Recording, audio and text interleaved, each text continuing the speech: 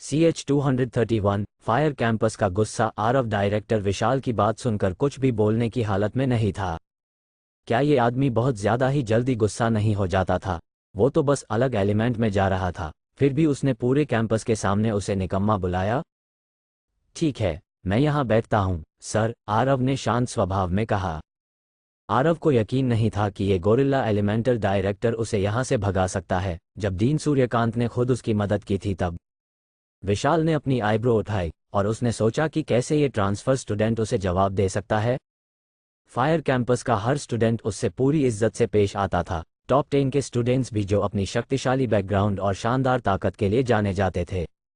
तुम्हें लगता है तुम अच्छे हो? विशाल ने पूछा। बुरा नहीं तो कम से कम मैं कोई निकम्मा नहीं हूँ, आरव ने जवाब दिया।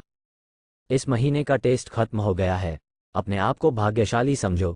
अगले महीने अगर तुम्हारा रैंक अभी भी 1000 के नीचे रहा तो तुम्हें अपने पहले एलिमेंट में वापस जाना पड़ेगा। मैं यहाँ के रिसोर्सेज को मैनेज करता हूँ, मैं आसानी से तुम्हारे हिस्से के रिसोर्सेज ले सकता हूँ, बहाना बनाकर कि तुम्हारी परफॉर्मेंस बहुत खराब थी, विशाल ने कहा। सर, मुझे लगता है आपने मुझे कम आंका है, आरव हंसा। तो मुझे साबित करो, विशाल ने ठंडी आवाज़ में कहा। मैं जब यहाँ आया था तब मैंने चारों तरफ देखा था, लेकिन मेरे लिए फायर कैंपस थोड़ा निराशाजनक है, आरव ने कहा। तुम क्या कहना चाहते हो?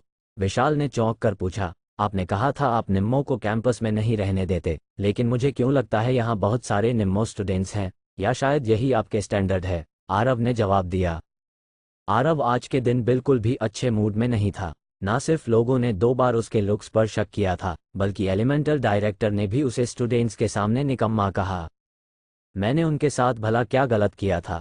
आर्केन यूनिवर्सिटी का विलेन होने के नाते वो नए स्टूडेंट्स के बीच हमेशा विजयी रहा था। डीन सूर्यकांत की नज़र उस पर थी, यहाँ तक कि दूसरे डिन्स भी उससे फ्रेंडली रहते थे। आरव कभी भी लोगों को हैरान करने से पीछे नहीं हटता, उसकी बातों ने तुरंत स्टूडेंट्स को गुस्से से भर दिया था। हॉल में बहुत सारे स्टूडेंट्स निम्मे थे। ये शब्द किसी एक पर निशाना नहीं था, बल्कि पूरे फायर कैंपस और उसके सभी स्टूडेंट्स को वो ताना मार रहा था। इसके अलावा उसने एलिमेंटल डायरेक्टर को भी नहीं बख्शा, कहकर कि उनकी टीचिंग मेथड बेकार है। अचानक पूरा हॉल जैसे जल उठा। अगर कोई अपनी नज़रों से फ्लेम्स बना सकता तो आरव अब तक कई बार राख हो चुका होता। आरव ने मजबूरी में कंधे उछाल दिए जब उसने देखा कि एलिमेंटल डायरेक्टर विशाल का चेहरा गुस्से से तमतमा रहा था। टीचर ने ही ये सब शुरू किया था, लेकिन उन्होंने क्या सोचा था कि मैं बस समझौता कर लूंगा और उनके सामने झुक जाऊंगा, आरव ने सोचा। धवल शहर में आई मुसीबत के बाद आरव ने उससे सीखा कि किसी के प्रति विनम्र होने और उन्हें इज्जत देने के लिए उम्र या जगह नहीं, बल्कि एक बुढ़ापे से उम्मीद की जाने वाली बुद्धिमत्ता और सहानुभूति होती है। ठीक है, तो फिर तुम फायर कैंपस के किसी भी स्टूडेंट को चैलेंज कर सकते हो। अगर तुमने उसे हरा दिया तो उसकी रैंक तुम्हें दे दी जाएगी, विशाल ने दांत पीसते हुए कहा। ऐसा लगता था जैसे वो आरव को पकड़कर उसकी धुलाई कर देना चाहते थे। आरव ने भी तुरंत जवाब दिया, ठीक है सर। आरव मानता था कि उसने उस एलिमेंटल डायरेक्टर को पसंद नहीं करता था, इसलिए उसने भी अपने गुस्से पर कंट्रोल नहीं किया और चैलेंज के लिए हाँ कह दिया। हॉल में बड़ा शोर मच गया। तुम अपने आप को क्या समझते हो, तुम निकम्मे ट्रांसफ़र स्टूडेंट, तुमने हमारी बेइज्जती करने की कोशिश कैसे की? आओ अभी मैजिक फाइट करते हैं, मैं अपनी 400वीं रैंक छोड़ दूंगा अगर मैं तुम्हारे सारे दांत नहीं तोड़ पाया। मैंने कभी किसी को हमारे फायर कैंपस में इतना घमंड से व्यवहार करते नहीं देखा। शायद अब वो जीते हुए थक गया है, लेकिन उसके पास दिमाग तो होना चाहिए। मैं शर्त लगाता हूँ वो सिर्फ परेशानी पैदा करने आया है। ऋतिक, तुम स्टूडेंट्स में टॉप 100 में हो, क्यों नहीं तुम उस पर एक हमला करके उसे उड़ा देते? मुझे ऐसे लोगों से सबसे ज्यादा नफरत है, हॉल किसी लड़के ने उस ऋतिक नाम के लाडले से कहा। स्टूडेंट्स में से कुछ तो आरव को फायरी फिस्ट से उड़ा देना चाहते थे, कुछ पहले से ही उसके पास आए। आरव से हर किसी ने उनसे माफ़ी मांगने की मांग की, लेकिन ज़्यादातर ने सिर्फ ठंडी मुस्कुराहट पहनी थी। ट्रांसफ़र स्टूडेंट के उन शब्दों से ज़्यादा परेशान नहीं थे। ये समझ में आता है, हर कोई आर्केन यूनिवर्सिटी के मैन कैंपस में एनरोल हुआ था, उन्हें ज़्यादा मैच्योर होना चाहिए। अजीब है, मैंने इतना कुछ कहा, फिर भी वो अब तक पलट कर नहीं देख रही है। सभी का ध्यान आरव पर ही था, लेकिन उसके आगे बैठी हुई लड़की ने अभी तक मुड़कर उसे एक बार भी नहीं देखा था। वही अट्रैक्टिव पीठ, वही शालीन हेयर स्टाइल। आरव काफ़ी श्योर था कि उसने सबके दिल में बम का फ्यूज जलाया था, यहाँ तक कि शांत स्वभाव वाले लोग भी उस पर एक नज़र डालने से खुद को रोक नहीं पाते होंगे। उस लड़की जिसे दीप्ति कहा जाता था, उसने अभी तक आरव को पलट कर नहीं देखा था कि इसी बीच कैट हेयर वाली साक्षी उसकी तरफ दया से देख रही थी। वो अपनी आंखों से यही कहना चाहती थी, क्या ये लड़का सच में पागल है? साक्षी को आरव से कोई शिकायत नहीं थी। असल में वो उस ट्रांसफर स्टूडेंट को जल्दी से फायर कैंपस छोड़ने की सलाह दे रही थी, वरना उसे स्टूडेंट्स का गुस्सा झेलना पड़ता। शांत, विशाल की आवाज़ हॉल में गूंज उठी। उसकी आंखों में जैसे फ्लेम्स जल रही थी। उसने आरव को घूरा। हर कोई उनके शरीर से निकलने वाली शक्तिशाली फायर ऑरा को महसूस कर सकता था। हॉल तुरंत शांत हो गया, सिर्फ सबकी सांस की आवाज़ सुनाई दे रही थी। तुम आर्केन यूनिवर्सिटी के फायर कैंपस में हो। विशाल, मैंने यहाँ बहुत सारे टैलेंटेड स्टूडेंट्स को देखा है, लेकिन किसी ने भी मुझसे तुम्हारी तरह बात नहीं की। ठीक है, देखते हैं तुम्हारे पास क्या है। हर स्टूडेंट का रिजल्ट लीडरबोर्ड पर रजिस्टर है, पहले रैंक से लेकर 1139वें रैंक तक, विशाल ने ऊंची आवाज में कहा। जब विशाल बोल रहा था, एक भी स्टूडेंट ने आवाज नहीं की। उसकी मौजूदगी हॉल में उसकी तेज आवाज की तरह गूंज रही थी। विशाल ने स्टूडेंट्स की तरफ देखा और बोला, राहुल, खड़े हो जाओ। भीड़ में से एक लड़का जो काफी कंफ्यूज लग रहा था धीरे से खड़ा हुआ। जब उसका नाम लिया गया तो उसने गर्व महसूस नहीं किया, बल्कि ऐसा लग रहा था जैसे वो कहीं छुपना चाहता हो। वो फायर कैंपस में सबसे नीचे रैंक पर है, विशाल ने आरव से कहा। अमन, तुम्हारी बारी, विशाल ने कहा। हॉल की आखिरी लाइन में एक आदमी जो काफी अनिच्छुक लग रहा था अन्य से खड़ा हुआ। उसके चेहरे पर एक मुस्कुराहट थी जो उसके गर्व को छुपा नहीं पा रही थी। वो राहुल से बिल्कुल अलग था। विशाल ने अमन की तरफ इशारा करते हुए आरव से कहा, वो पहले रैंक पर है, CH-232 फायर कैंपस की हकीकत। विशाल ने राहुल से लेकर अमन तक अपनी नज़र दौड़ाई जब वो बोल रहा था। उन सब के बीच का फर्क सिर्फ टैलेंट, बैकग्राउंड, मेहनत या किस्मत की वजह से नहीं था, बल्कि ये था कि जब एक जैसे इंटरमीडिएट रैंक के 1157 स्टूडेंट्स को एक साथ लाया जाता है, यहाँ सिर्फ ताकत का मामला नहीं है। अगर तुम्हें लगता है कि पहले और आखिरी रैंक के बीच कई लोग ऐसे हैं जो तुम्हारे हिसाब तुमसे मैजिक फाइट करने के लायक नहीं हैं, तो मैं तुम्हारी मदद करूंगा। मैं तुम्हें इस महीने 100वीं रैंक पर रखता हूँ, बस तुम्हें ये दिखाने के लिए कि फायर कैंपस के एक स्टूडेंट पर हर दिन किस तरह का प्रेशर बनता है, विशाल ने गंभीर स्वर में कहा। फायर कैंपस में सिर्फ रैंक हासिल कर लेने से कुछ नहीं होता था। टॉप 100 स्टूडेंट्स की रैंक तो हमेशा बदलती ही रहती थी, क्योंकि उन्हें हर दिन कोई ना कोई चैलेंज करके उन्हें रैंक से हटाता रहता था। टॉप 100 में टिके रहना बहुत मुश्किल था। जब आरव ने देखा कि एलिमेंटल डायरेक्टर बहुत गंभीर है, तो उसने मुस्कुरा के कहा, मुझे बस यूं ही बिना मैजिक फाइट किए टॉप 100 में आ जाना पसंद नहीं आया। मेरे फायर कैंपस में खाली बातों की कोई जगह नहीं है। अगर तुम्हें लगता है कि मैंने जो सिखाया है वो सब कचरा है, तो जब तुम उनसे हार जाओगे तब अपने आप को देखना कि तुम्हारी रैंक कितने नीचे गिरती है। विशाल ने आरव को जाने नहीं दिया।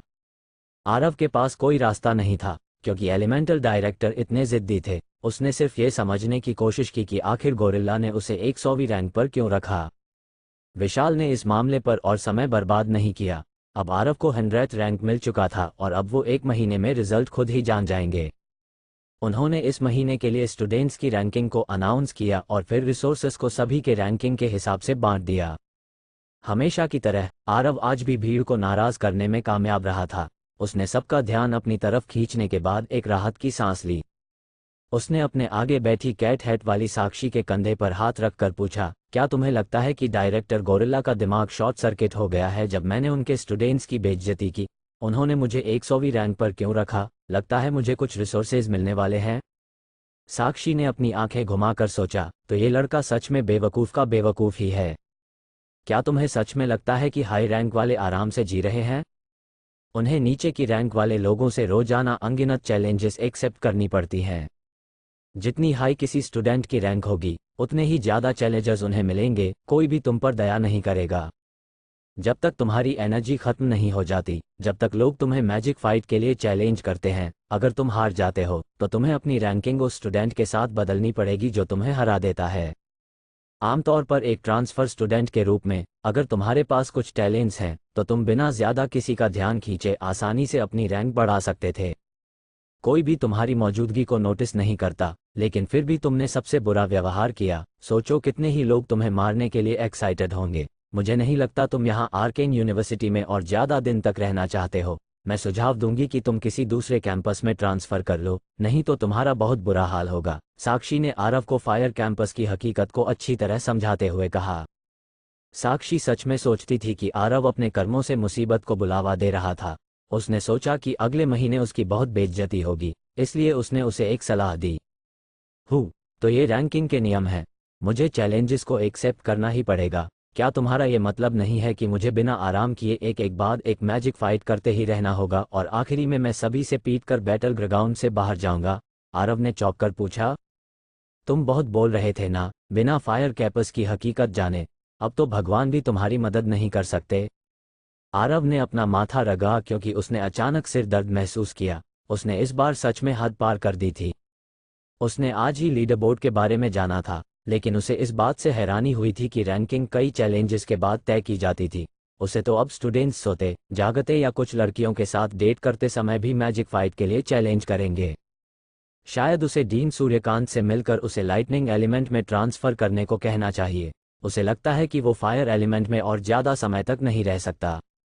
आरव काफ़ी मजबूत था, लेकिन अपनी पूरी शक्ति का इस्तेमाल किए बिना वो कैंपस के हर स्टूडेंट को हरा नहीं सकता था। आर्केन यूनिवर्सिटी के मेन कैंपस में कई टैलेंट थे। यहाँ सिर्फ इंटरमीडिएट मैजिशियंस को एनरोल करने की इजाज़त थी। इसके अलावा मेन कैंपस के कई स्टूडेंट्स ने उन्हें दी गई रिसोर्सेज का इस्तेमाल करके इंटरमीडिएट रैंक के टॉप पर भी पहुंच गए थे, और ये बात भी पक्की थी कि उनमें से कुछ के पास तो सोल सीड्स भी होंगी। ताकत के मामले में मनोज उससे कमज़ोर नहीं था और उसका इक्विपमेंट तो उससे भी ज़्यादा अच्छा था। उसके पास विंग मैजिकल इक्विपमेंट जैसी शक्तिशाली चीज़ थी, सोल सीड तो छोड़ ही दीजिए। अगर उसे उससे ज़्यादा ताकतवर स्टूडेंट्स मिलते तो उनका सामना करना परेशानी भरा हो सकता था।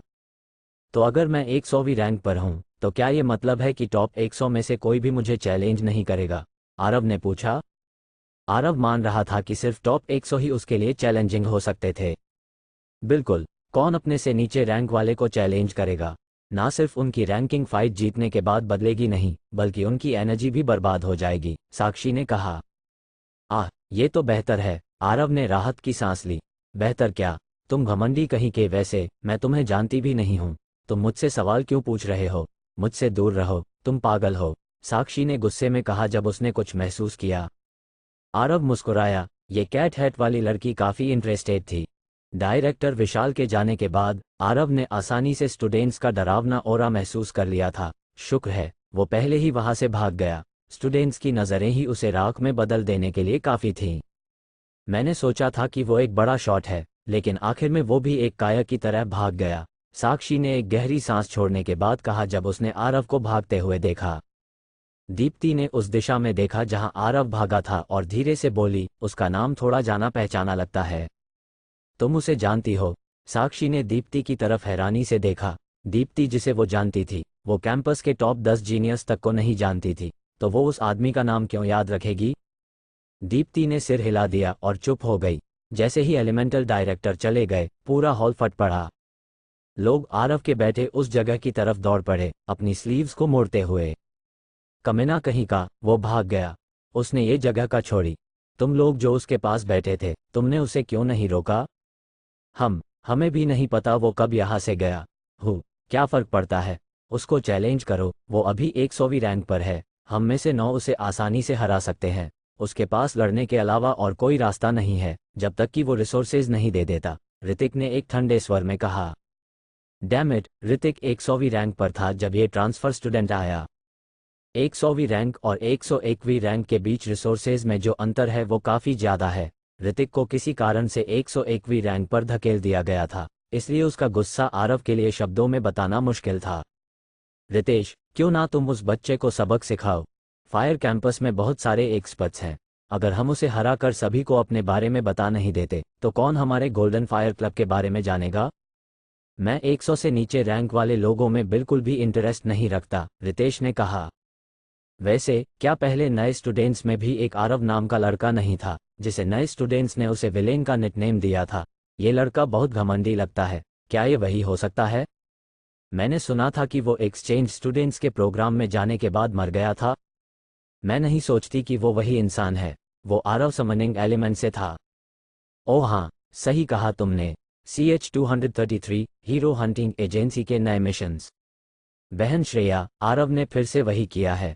उसने फायर कैंपस के स्टूडेंट्स को पब्लिकली कचरा कहा है और विशाल, एलिमेंटल डायरेक्टर के टीचिंग मेथड्स पर भी बुराई निकाली है। हा, जब भी विलेन आसपास होता है कुछ ना कुछ मजेदार होता ही रहता है। प्लांट कैंपस के लेक्चर हॉल में श्वेता अपने फ़ोन पर न्यूज़ पढ़ते हुए श्रेया को एक्साइटेड होकर बताने लगी। आर्केन यूनिवर्सिटी के मैन कैंपस के ज़्यादातर स्टूडेंट्स अच्छे व्यवहार वाले होते हैं। कभी कभार कुछ स्टूडेंट्स दूसरे से बुरी तरह पेश आते हैं, लेकिन श्वेता को लगता है कि वो बस दिखावा कर रहे होते हैं। लेकिन आरव बिल्कुल अलग था। वो हमेशा कुछ एपिक कर देता था। विलेन के नाम से मशहूर, उसने पहले दिन ही इतनी हलचल मचा दी थी। पूरा कैंपस फोरम इस बारे में चर्चा कर रहा था। बड़े फैमिली के लोग हमेशा इतनी मेहनत से सिर्फ थोड़ी शोहरत कमाने के लिए मैन कैंपस में सब कुछ कर गुजरते हैं। वो सब तरह के शो करके सबकी अटेंशन ग्रैब करते हैं। उधर ये लड़का जो किसी भी बड़े परिवार का हिस्सा नहीं है, हमेशा लाइमलाइट में आने का बंदोबस्त कर ही लेता है। श्रेया ने मुस्कराकर कहा। हाँ, बिल्कुल सही कहा। पिछले महीने दीक्षित परिवार के देव ने नकली डिमन बीस्ट हंटिंग की और सभी से ये कहा कि उसने एक वॉरियर क्लास डिमन बीस्ट को अकेले मारा है। और चौधरी परिवार और शर्मा परिवार के बिगड़े हुए लड़कों के बीच मैजिक फाइट हुई, लेकिन वो सब विलेन के सामने बहुत कमजोर है। श्वेता ने हंसकर कहा। लेकिन लगता है इस बार उसने थोड़ा ज्यादा कर दिया, श्रेया ने आरव की फिक्र दिखाते हुए कहा। मैन कैंपस जूनियर कैंपस से अलग था। जूनियर कैंपस सिर्फ नए स्टूडेंट्स के लिए था, इसलिए वहाँ के सभी स्टूडेंट्स अभी जूनियर कैंपस से ग्रेजुएट हुए थे। वो लोग भी ज़्यादातर इंटरमीडिएट रैंक तक ही पहुँच पाते थे। यहाँ तक कि स्ट्रॉन्ग बैकग्राउंड वाले भी अपने आप को जल्दी सभी के सामने नहीं दिखाते थे। मैन कैंपस में ना सिर्फ सभी इंटरमीडिएट मैजिशियंस थे, बल्कि उनमें से हर किसी ने सोसाइटी में एक अच्छा खासा स्टेटस हासिल कर लिया था। कुछ हद तक सभी के पास अलग अलग ऑर्गेनाइजेशन और फैमिलियों का सपोर्ट था, इसलिए यहाँ टैलेंट्स, स्ट्रॉन्ग बैकग्राउंड और ज़बरदस्त ताकत वाले लोग भी थे। मैन कैंपस के नियम भी काफ़ी सरल थे। जब तक वो एडवांस रैंक तक नहीं पहुँच जाते, तब तक वो जितना चाहे उतना समय कैंपस में कल्टीवेट कर सकते थे। दूसरे शब्दों में, आप मैन कैंपस में एडवांस्ड रैंक से नीचे के सभी तरह के पागलों को आसानी से ढूंढ सकते थे। श्रेया का ये मैन कैंपस में पहला साल था।